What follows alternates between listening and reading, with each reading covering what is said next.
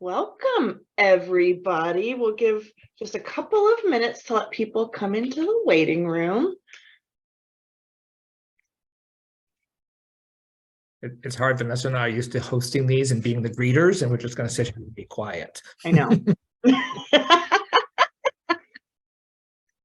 All right. We'll learn something new every day. All right, well, let's get started. Welcome everybody to Visionality's Building Forward. I am so excited, and it looks like everyone else is excited to hear from these two really incredible people in our community because we had a lot of interest in this topic. So we're going to talk today about the role of a COO, and we have two really great people with us. We've got Jeff Lambert, who's the COO of Ventura County Community Foundation, and Vanessa Bechtel, who is the CEO of the Ventura County Community Foundation. So what the heck is a COO? Well, it's interesting. I know you shared the article that I shared with you from the Harvard Business Review, and Vanessa and I have been working through that article since last summer. And what I think the bottom line of the article is there's no clear definition what a COO is, and it depends on what the CEO wants. And so it really is about the relationship, not about the position by itself. And I think one of the things I liked about that article is it sort of articulated, I think it was 7 different potential roles. And Vanessa and I think spent some time last summer trying to figure out which role roles best suits our partnership. And it really was the partnership role and the executor role were sort of the key ones, although it's probably all of them. But for us, I think they both really highlighted the kind of relationship that we've had over the last almost 2.5 years working together. I think the bottom line is there's no definition of COO, right, Vanessa?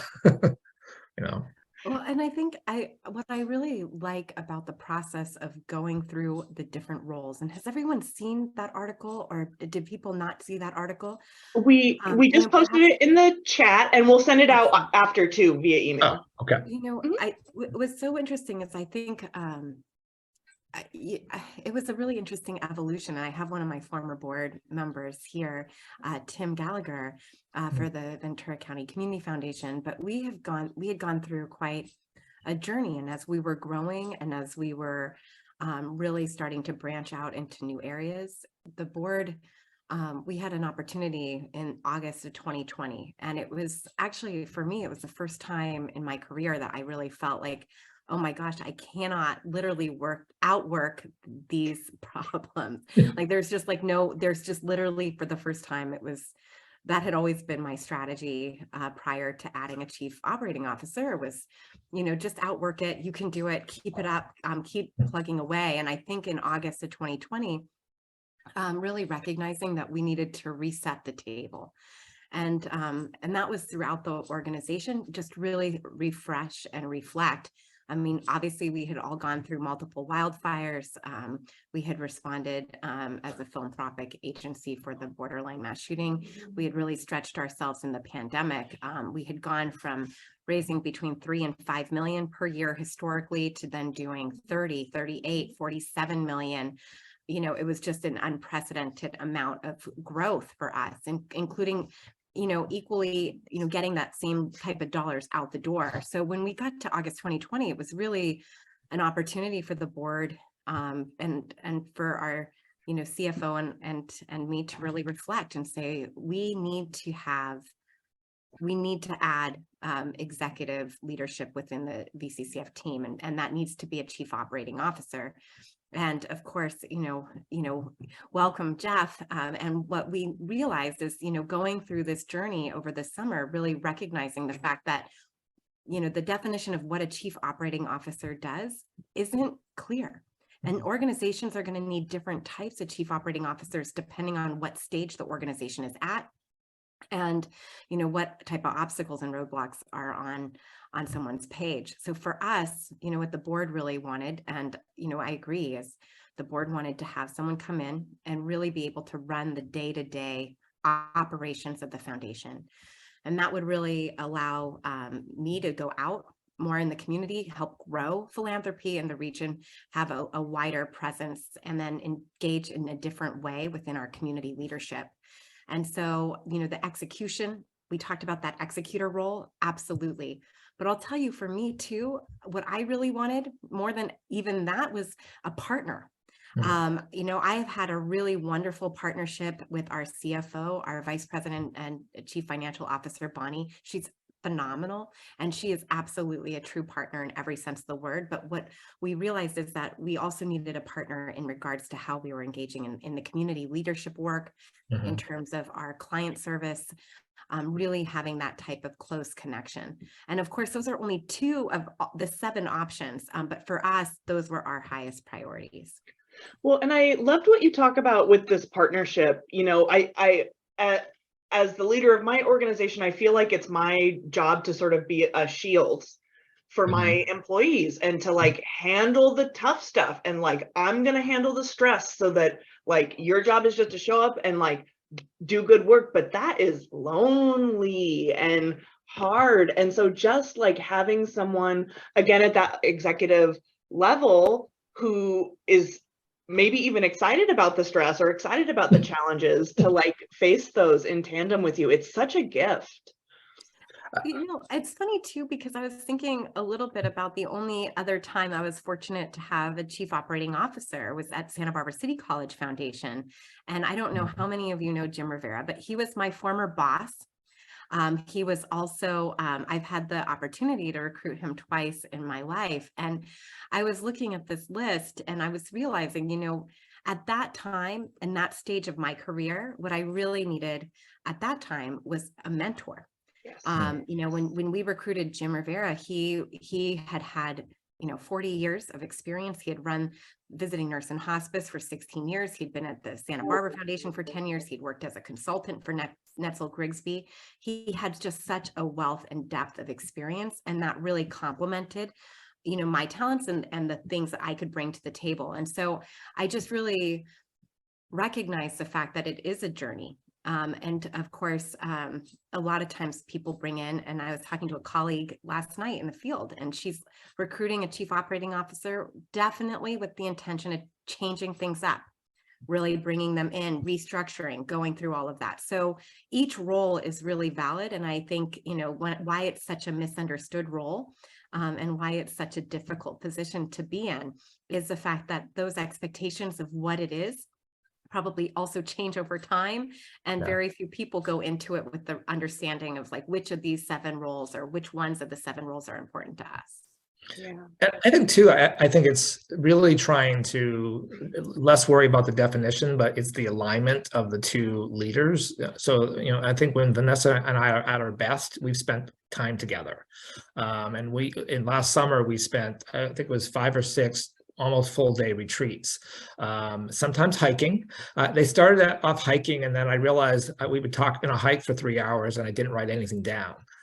So I was a little at a disadvantage because I don't have her savant brain set that she has. So we started revisiting it. So we sat at either end of her dining room table, or so we could, kind of do that work. And I think that time together, it really aligned our perspective on the organization and what needs to happen. And it's hard when we're both doing this to find that time. So I think one of the lessons we've learned over this last 2.5 years is we've got to focus on our communication in a way that kind of works for both of us, because that's going to keep us in alignment and make sure that when I'm implementing, it's sort of in line with Vanessa's perspective. I think it also gives us a shared sense of urgency, and when Vanessa's urgent about something, I need to be urgent about that same thing.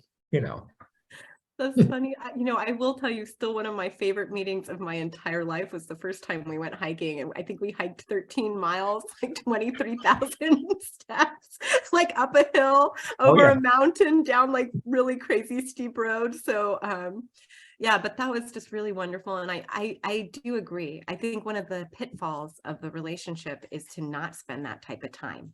Yeah. And when you get, and I've seen it multiple times because we're a small team. And I know many of you on the call too are working with small teams, but we have 15 people. And in that period of time, you can really get to the point where barely your fingertips, if even that, are touching, right? You're just holding up so much. And when that happens, I think misalignment happens. And especially for the smaller team, if you don't have a lot of depth at the middle management level, that can also be really hard. And so I just really feel like we get it. If you're here because you're looking at exploring new ways of working together, I think it is a journey. And frankly, there's a lot of great resources. This article, though, was really, really a profound way for me to relook at how we can best work together, what I could do differently as a CEO, how I could show up differently, and then also how to align our expectations together for the organization. I remember, Vanessa, the first time you and I did an event together, it was a VCLA event at the winery in Camarillo. And it was, COVID was kind of opening up and the VCLA had their event. And Vanessa and I walked in together and we worked the room separately. And then every 10 or 15 minutes, we'd walk past each other and say, I talked to so-and-so, I talked to so-and-so. Off we went again. And it was like this dance we did for 2 hours. And we didn't plan it. We didn't talk about it in advance. It just sort of worked. And it's an interesting, because we have some people on our team that are introverts and they don't want to go to public events and be social and work the room. So, and Vanessa can't obviously do that all herself. So that's fun. But I think the other tension for me, and we've talked about this, is I'm social, but I also have to focus internally. So that balance of being that operations person, which is my primary responsibility, with the external role that I also play, there's a tension there, but it's clearly it's a healthy tension, but it's one of the things I have to pay attention to in my role, because my primary role is implementer of the day-to-day operations of the organization. Yeah. So one of our favorite questions to ask our guest stars on Building Forward is, how did you sell this to your board, right? We all need to convince our board to do the things we know we need to do. So I'm just so curious, Vanessa, you mentioned you had this realization finally that you couldn't outwork, which, like, I think a lot of us have been there. Like, this is too big. I just cannot outwork this. But then you had to convince a group of people that it's in everyone's best interest to invest so that you can expand. So talk me through that process and how did you do it? Well, okay, I had a very talented board. They actually reached that conclusion way before I did.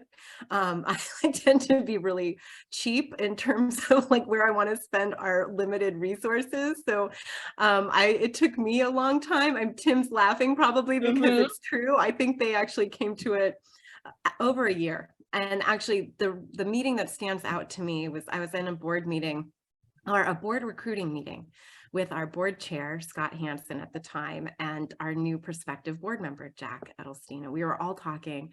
And instead of it being a board recruiting meeting, it was, Vanessa really needs help and we need to get a chief operating officer. So for me, it was really, how do we sustain the position? How do we get the capital that we need to actually hire the position? And how can I guarantee that we can sustain that growth and also attract talent at the right level, right? So how do we pay competitively and how do we set that up for success? That said, it's not the first time that I had wanted to recruit a chief operating officer in my year. So I will take you back to the first time, which was at Santa Barbara City College, where I did have to really work with the board. And really, it wasn't a foregone conclusion. And there were a lot of people that didn't see the need. And in that instance, and I'd be happy to share this tool. I actually have a PowerPoint presentation that I've done a number of times that would walk you through it. But there's something called the 7S analysis. And the 7S analysis is called the 7S analysis because it's all about the different S's: strategy, structure, staffing, style, skill set, shared values. There's 7 of these S's, and there's actually a series of questions that you can ask yourself as an organization, and shared values is really at the center of it. And I think in the nonprofit world, there was a really interesting article that was just published in Los Angeles by an executive director of an arts organization. And I really, if you would like to kind of look at the, an authentic display of what it's like to be at the helm of an organization or in a leadership role within an organization. I guess we're all in leadership roles, but like at where the buck stops with you. I thought that article was really compelling because it really talks about, Emily, the isolation or the burnout factor. And I think about our shared values. As our organization, we have 7 values. Excellence is one of them, but authentic connections, trust, tenacity, compassion. We have a bunch of, we have 7 values. I could list them all, but bottom line, at the end of the day, what our value is not is wanting to see people left in tears because they're just at wit's end of not knowing how to move forward. Or feeling all alone or not able to hold it together. And I think there's a reason right now in California that the average tenure of a nonprofit professional is 16 months. That is not a long time. That is significantly lower than it was before the pandemic. And so if we digest all of these things, the 7S analysis really helps us look. Our strategy, we could have the best strategy in the world, but if we don't have the staffing needed to be able to execute that, it's not going to be effective. If we're not paying people, if we're not recruiting at the right level, if we don't have the right skill set, we're not going to get there. And so really looking at how we are aligning those 7 S's, when you look at that and you display it to the board, and there's a wonderful graphic, I think it's an incredibly compelling and effective tool because it really helps see the strengths, but also the areas that are not aligned to be able to move things forward. And I think skill set is a huge one. I'll tell you the last thing I'll say on this is that the first time I tried to rebuild the foundation in terms of adding staff, I did not build with the right level of staffing. I had a really limited budget. I said, I can't afford to pay more than, minimum wage, for example, maybe for my assistant. Well, I'm that is a job that is a very hard job. You cannot pay minimum wage and get the skill set and the level that you need. And I think with the chief operating officer, the same holds true. I will tell you, Jeff has been doing the job of 3 people or more, but it's because it's had a whole career behind him and a huge amount of expertise that he has brought to the table. So yeah, I want to pull one thing out. I think the answer to how did you sell it to your board is that you have co-created a shared vision with your board, so you didn't have to sell anything to them because we were all already on the same page, right? So let's give a little thumbs up to board development and co-creating a vision and a value statement so that you're all marching in the same direction. Very true. Yeah. Jeff, what was it like coming in and building this position at such a well-known, well-respected, long history organization, but that has been through so many changes, so much growth, sort of at the heart of some really big challenges that we've had at a community. What was it like creating and co-creating this space for yourself? Yeah, it was interesting. I don't know how many of you know how I came to be the COO, but Vanessa and I think, had crossed paths from a distance and never really had any kind of a conversation. I think mostly I was exposed to Vanessa through the 2020 census work because I had my city hat on at the time. And when I left Oxnard, I posted on Facebook that I was leaving, and I got a few comments, mostly positive, and Vanessa noticed and called a couple people that we knew together and said, is this a guy I should talk to? And so we had a immediate, I think, 2-hour Zoom meeting that could have gone longer. We just kept talking, and then we had lunch, and then I started working at the foundation. So my life as a consultant after Oxnard lasted about 2 months, and then I went back to a real job again. And it's interesting. I actually didn't know the foundation very well. And as Vanessa and I talked about, I knew the foundation based on their disaster work, right. Our disaster work, and didn't really understand the fiduciary role and that whole piece. So it was a huge fire hose of learning for me. And as I said to Vanessa recently, I mean, I had an executive job at Cities for 20 years. But it's a whole different industry, and so for me, there's a lot of learning about what we do, and it was a great experience. I mean, I was like Vanessa's sidekick, I think, for the first 6 months, and just went to everything she went to just so that I could learn.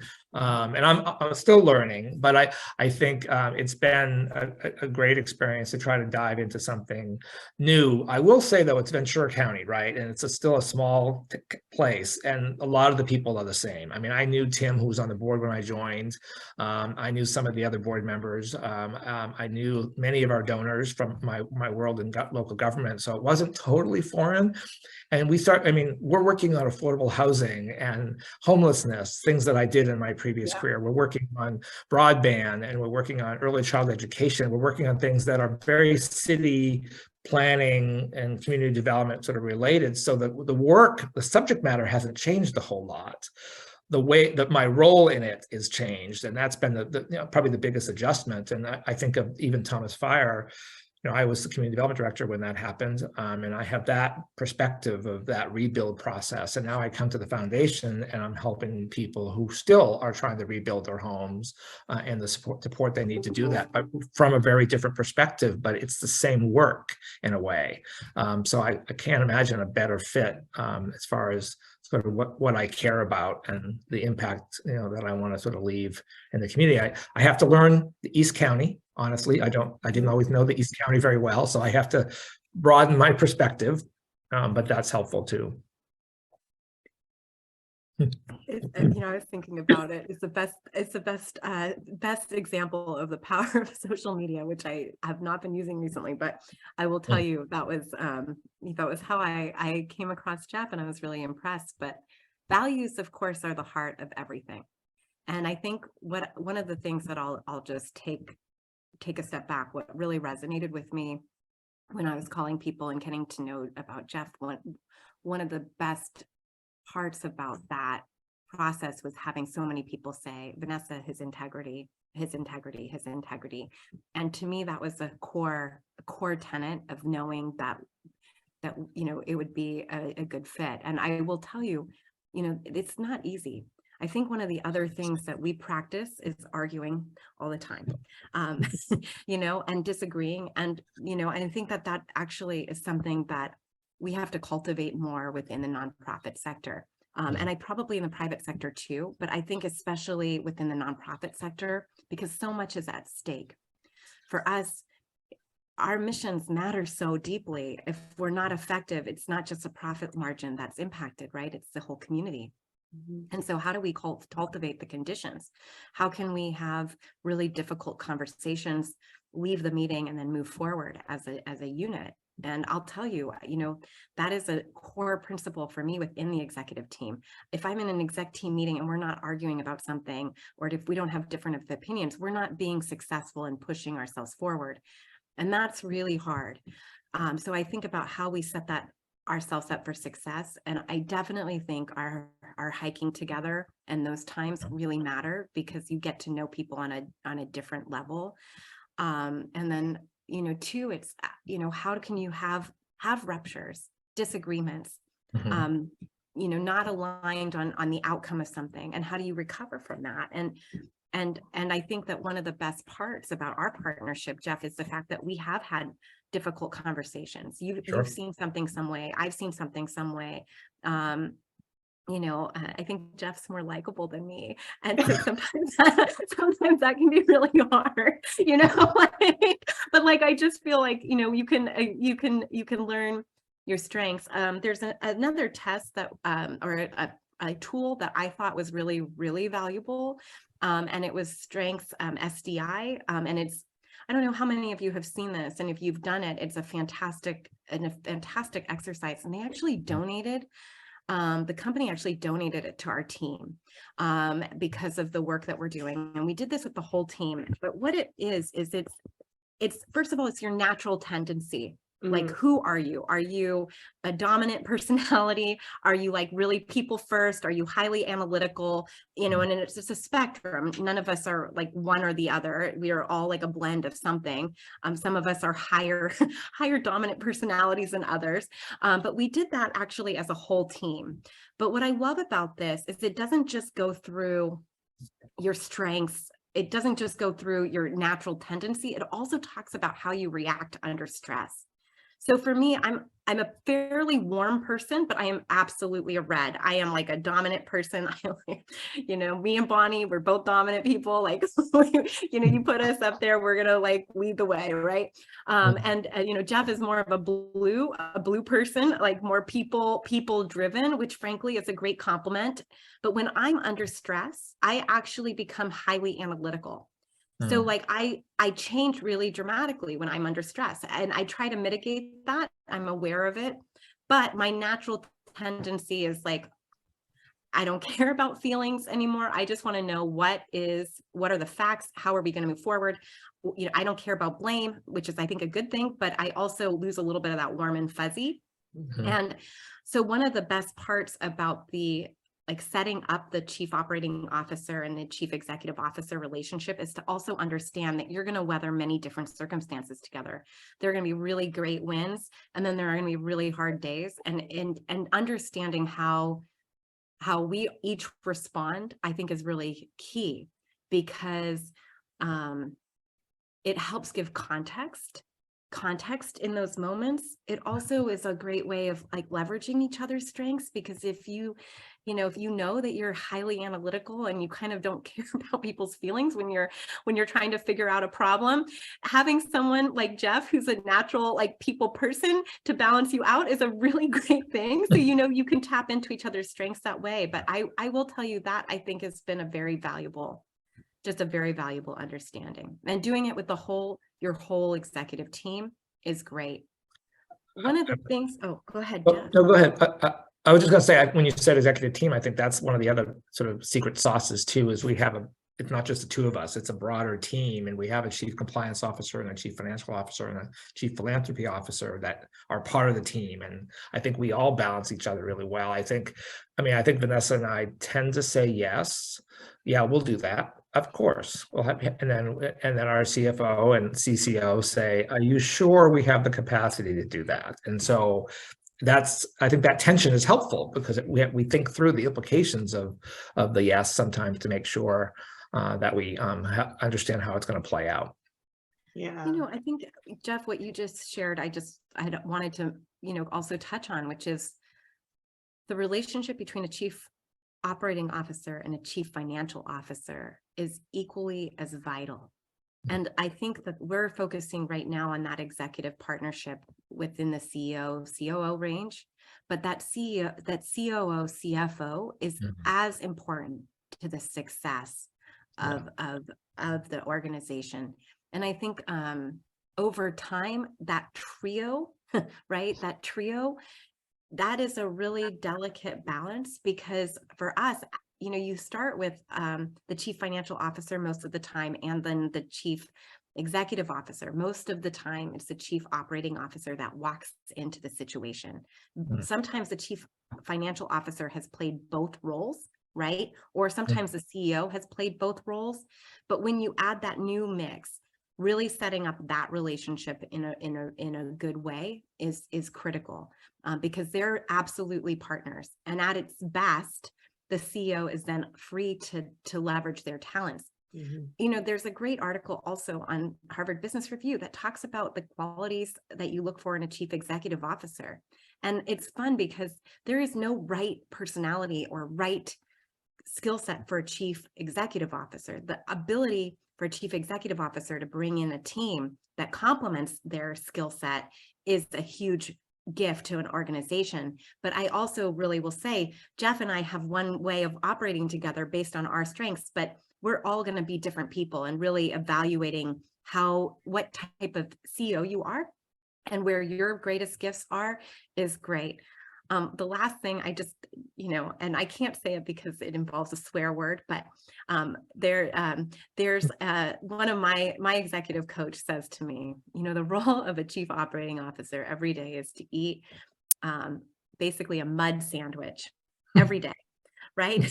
They're the mud sandwich eaters of the organization. And every day they're going to come in, and what are they going to have on their plate? There are going to be mud. It's going to be mud, and you got to eat the mud sandwich. And you could have a pickle with your mud sandwich, and you can have a cupcake with your mud sandwich, but every day there's the mud sandwich. And I think that that is actually a really key part of a chief operating officer. It is a hard job. It is a hard job. It is a hard and complex job. And I think part of the gift it gives to the CEO is that, those mud sandwiches are not necessarily the things that they're eating, right? And that's a good partnership.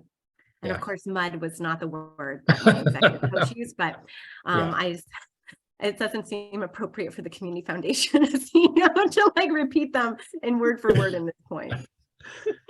Especially on a recorded phone call, right? Yeah. Probably not. So I can't believe it, but we're at the end of our 25-minute presentation. So now is when we typically open it up for questions and then also lived experiences. We are a community. We have the experts in the room between all of us. And so I would just love to know, of course, put your questions in the chat. If you want to come on video, just raise your hand and let me know, and we'll bring you on video, and share your successes, share some challenges. And we already had one question that's in the chat, so we'll use that to kick it off. Can y'all share your structure in which the staff reports to the COO? So just kind of nuts and bolts org chart sort of stuff. Yeah, and we are happy to share the org chart. So because we have other executive teams, so we have a CFO and she has her financial team. We have a chief compliance officer and she has her database manager and grants manager team. And then so I have oversee sort of the communication and the community outreach grant making that happens with our grant making partners, and the sort of day-to-day operations, all that. But we work really closely across those lines, and we try to make sure that there's not a layer from a Vanessa doesn't want to get involved, but a layer from Vanessa has more of an outward and external and upward sort of perspective. So trying to make sure that the day-to-day operations is not something that's on her plate. Mm-hmm. Yeah, and I think we have something called the innovation framework, and I don't know if we shared that, but I will tell you, we will absolutely send you our innovation framework. What on earth is an innovation framework? I literally want to share it with you on the screen right now, because what it goes through, I closed everything so I wouldn't be distracted, but we will share this right after. What it goes through is all of the different layers within an organization: the strategy, business plan, marketing and communications, compliance, operations, legal, risk management, client development, donor stewardship, community leadership. It goes through every aspect. And what we did over the summer was really think through how and who is the ultimate authority on this. And what was really a very positive exercise on a personal level is that you go from doing, when you're a small team or when you don't have that type of executive depth or breadth in your organization, you're going to be everywhere, right? You're going to be everywhere. And you're going to see CEO. Part of this exercise and the beauty of this innovation framework going through it is you know what? Newsletters. You have a chief operating officer, super talented, capable. Do you really need to see the newsletters that he has approved? Is that really a good use of your time? And the answer, of course, is no. Social media. Do you need to see that? No. Risk management. You have a CFO, a chief compliance officer, and a chief operating officer. What value are you thinking are you going to add to that conversation? And obviously, I believe all of us will add value, but you have to also look at the balance of what is the extra value. Does that time really pay off? So we went through this exercise. It actually has been an 8-month exercise. We have just solidified the final version.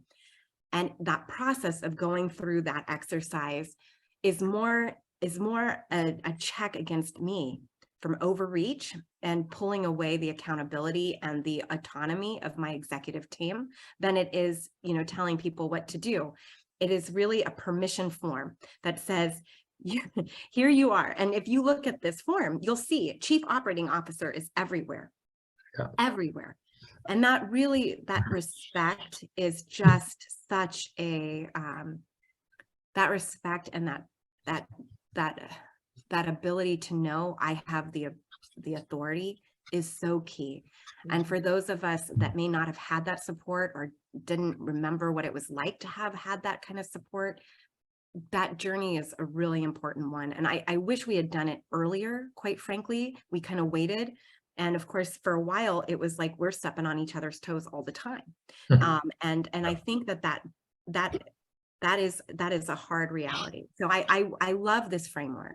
Yeah, I wanted to, Vanessa mentioned social media just as an example, but I think it's a good example for how I have to operate. So we have a communication and marketing person. She's building a social media platform and calendar and what stories she wants to lift up in that method. Vanessa doesn't need to see the post, but she needs to know the themes of what we're going to talk about that month. So not that we have to run everything by her, but just to make sure that she says, hey, it seems like you're missing this. So my role is to share the big picture of sort of what kinds of themes we want to cover in social media at whatever level we do this month. Make sure Vanessa has eyes on it as brief so she can make sure that we're not missing something from her perspective. Or she might have had a conversation with a donor or nonprofit and say, this is something we could really lift up. So I think it's not the day-to-day for her, but making sure she's plugged into the big picture so she can be, kind of have some influence on that. Yeah. I love that. Thank you. So we have another question in the chat. Do you see differences between a COO and a deputy director? I've never had a deputy director. I really cannot comment on that. I've had, I mean, in my career, Jeff, maybe with your city experience, for me, the one failed experience I had was a chief of staff. That was a failed experiment. That was a failed experiment for me. I wish I could go back in time and evaluate why that was a failed experience. But part of it is, I think, ensuring that people, for me, it's a team approach, and I want my whole team to be able to feel comfortable engaging and really relating and expressing their opinions. And I felt that position ended up serving, not intentionally, but ultimately as a barrier to that engagement. And that just didn't work for me ultimately. But I've never worked with a deputy director, chief compliance officer, chief financial officer, executive vice president, chief operating officer, all of those, but not that. Well, and it's interesting. We're doing a lot of work. You mentioned as you were building this position, making sure that you were able to pay competitively. So we're actually doing a ton of work helping other organizations, reevaluate their compensation levels. But what we're learning is the names aren't the same, right? And the titles aren't the same. The scope of work is not the same.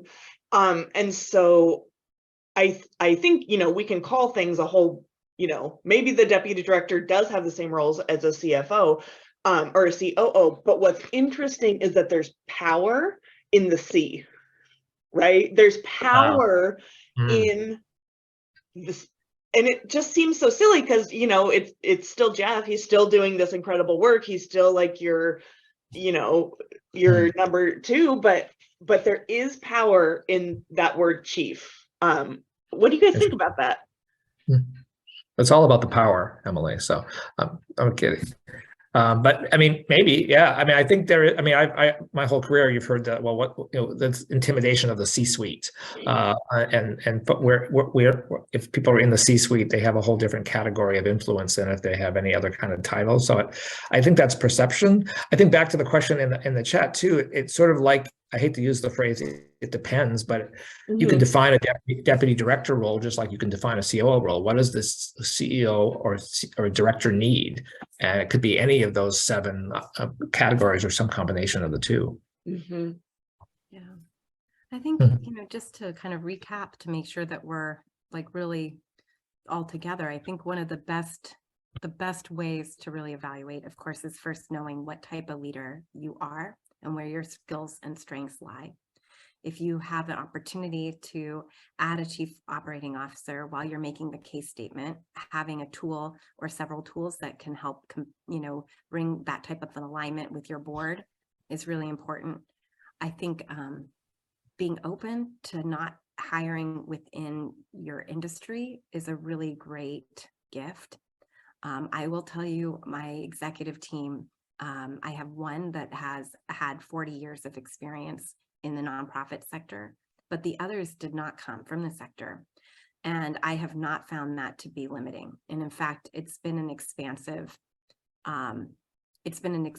gift to the foundation, because we're bringing in best practices and we're bringing in a depth of understanding how government works, working for a private equity firm, managing real estate portfolios, working in private finance.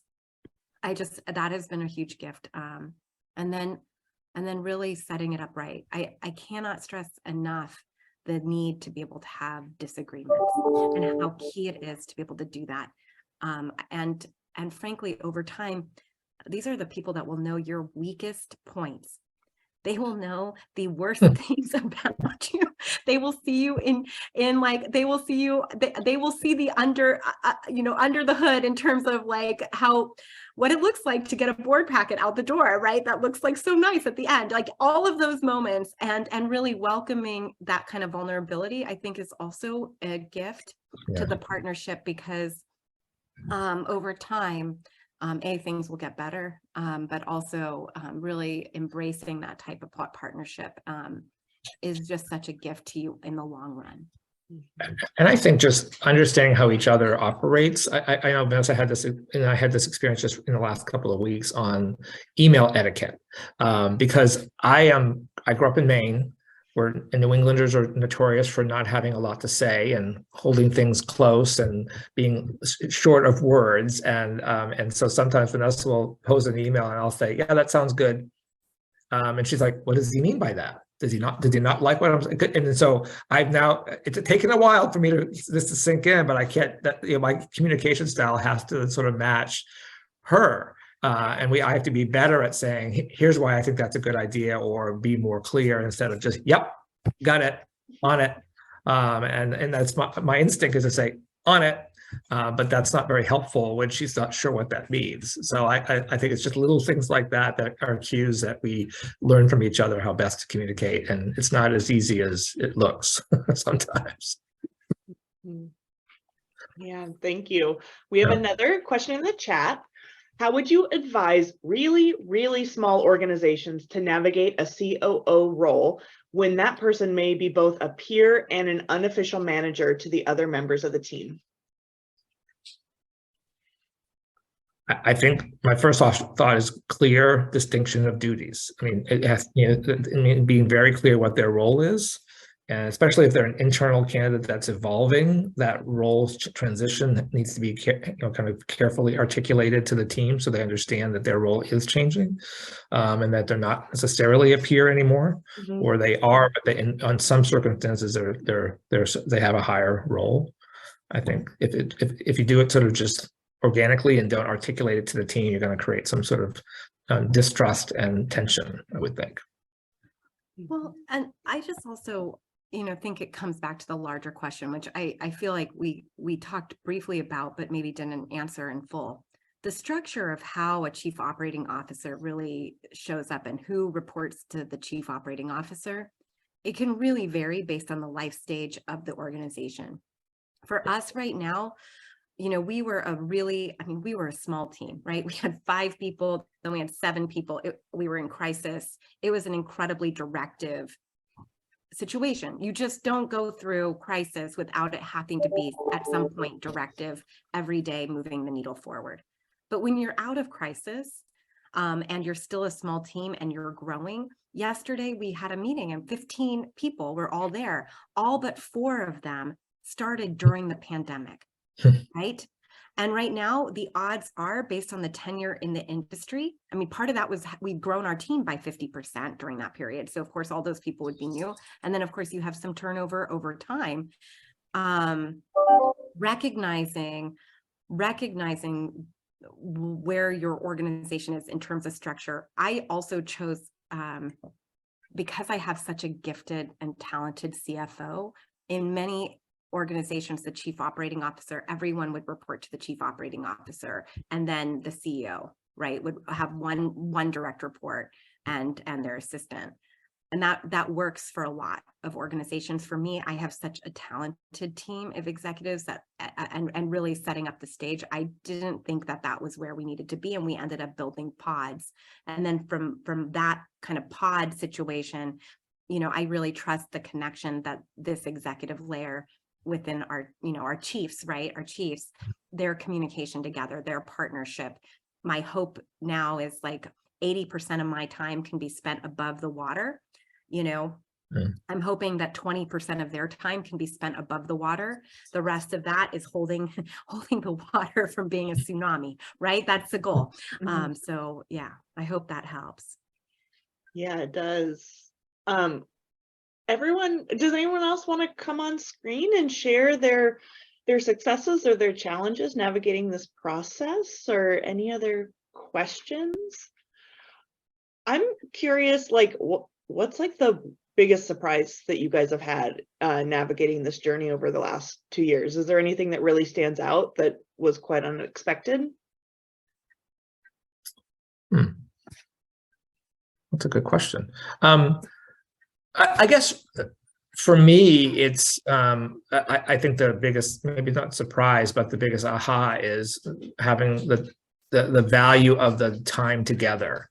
That it's we're both sort of go, and if we can't sustain that without some really good quality time together, and whether it's hiking in the mountains or sitting across the dining room table, that time to really ensure alignment and across the organization is really critical, and that we speak for one voice. I know, my city experience, when the city manager and assistant city manager said the same thing, that was the best time that city had alignment. And so I think we sort of have that same sort of need to be sure. And so spending time together and carving that out of our day and week is a really critical component of our relationship, I think. I couldn't agree more. I totally agree with Jeff.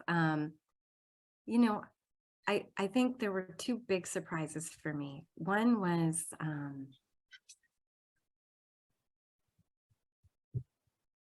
just, well, it's not every day and it's not every week, and I have my own lapses because I'm a person that tends to not know how to stop working. I have had a higher quality of life since Jeff has joined the team than I have ever had in my nonprofit career. And that to me has been a huge realization, what it feels like to not, to have that type of partner. And there were, like, I can't even tell you, like, I actually was having for a while, I lose it. I see it's me, but I'm my worst enemy. So on this, there have been weeks that I've actually had dinner with my husband in the middle of the week, which would have been completely unheard of, before. I guess the other surprise for me was how hard it was when things started to really work, to know the balance between how much dust I could kick up and also the internal. I had anxiety, frankly, about what does my job look like. I hate to admit it, but like, as I was delegating everything and like letting go, I was like, oh, wait, what do I do now? Right. And like, here's what is so funny about this is there has never been a moment that I have not had something to do or know that there's like 1,000 things that need to get done.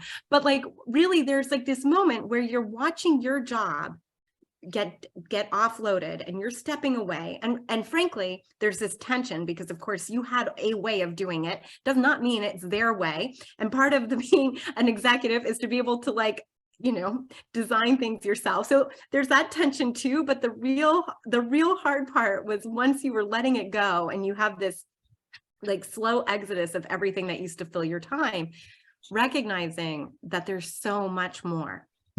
There's so much more. And that as you let go, the world will open up and you're going to see things. But there's this period of time where you don't see those things because you're teaching and you're training and you're offloading and you're like prioritizing how work is going to flow. And then of course there's this awkward tension where they're not really ready to own it all because they're still new and you're like ready to give, you know, I mean, it's just this weird thing that you're going to go through, and you may have already gone through it, but for us, I think that was really a wonderful journey. But at the same time, I think trusting that when it's done, while you're saying goodbye to all the things that used to fill your time, that there's like an infinite amount of opportunity, and it will just propel your organization forward. And I've seen it. Our pipeline has never been greater. The number of grants we're getting out has never been larger. I just feel like we're doing more now because of this type of structure. So how do you pay for it? I think that should be another question. How do you pay for it? There are absolutely organizations that will invest. I will share with you a proposal that worked when I added a new officer, a new chief officer. And I will share kind of that format of how to develop metrics, how to articulate where that value is going to be. But there are donors that will want to invest in this type of structure. So if you're sitting there and you're like, I have no idea how I would pay for this, there are ways. And if you would like, we would be happy to show you the format that has worked for us as we've added people to our team, and see if it works for you. The way I like to operate is try to raise at least 3 years in advance before moving forward. So I'm not pressured. And so what does that look like? It frankly looks like more time upfront before you get to hire the person. But I think it's worth it in the long run to not be stressed on how you're going to sustain the position. And I will tell you 3 years with the chief operating officer will pay for itself. Well, and we are in just this industry-wide process of re-educating that administration isn't bad, it's critical. Right. And so just, helping people understand that, in fact, adding what some would consider like additional administrative cost actually supports the expansion of your programs. True. Yeah. Yep. Well, did we solve it? We've completely we're done. We solved it. Everyone here knows how to like go confidently get a COO. Are there any last questions or shared experiences that anyone wants to contribute? I guess we're done. Okay. I just then will say one last part because I have a friend right now who's been working for a CEO, and their CEO prevents them from speaking at board meetings or weighing in committee meetings. It's just everything has to run through them. And not that anyone on this call will be like that, but I will share with you on a personal note what a gift it has been to have that type of partnership when working with the board. I no longer am responsible for any committees. None, not one board committee. I go to the audit committee. I will sometimes go to governance, but I don't go to any other committees anymore. I will tell you, it is a gift to have that liberated from your schedule, but it also requires complete trust. And I know how many of us recognize the fact that we are accountable to the board. We're obviously accountable to our beneficiaries, our stakeholders, but we are accountable to our board. And part of what I think the innovation framework does is it aligns clarity in terms of accountability within the organization too. But more than that, letting go has been a huge gift. And as I see a lot of people, and especially right now in this period of uncertainty, when we're faced with uncertainty, our desire is to control as much as we possibly can, grab onto it, hold it tightly, you know, prioritize details that like 2 months from now are not going to matter. And I think what I hope my exec team and I like work together on is really fostering that type of trust and the opportunity to like really release.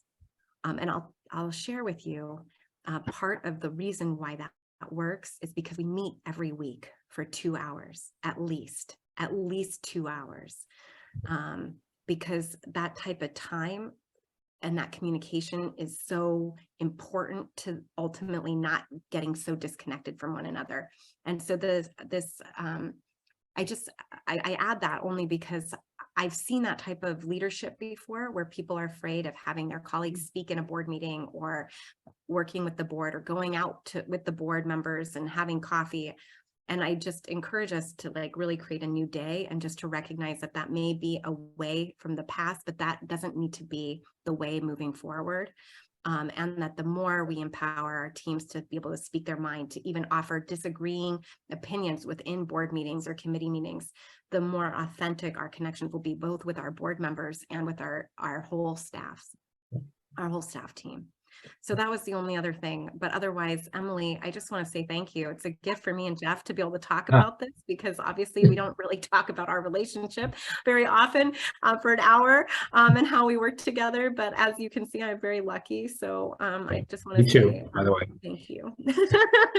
Yeah, thank you guys so much for being here. This just, you know, like I'm just excited at the idea of more of our community organizations following the structure and seeing the ways that it can actually help their organizations blossom. This was really a treat. Thank you guys so much. And you mentioned a whole bunch of resources, so we will collect all those and they will be in your inbox shortly.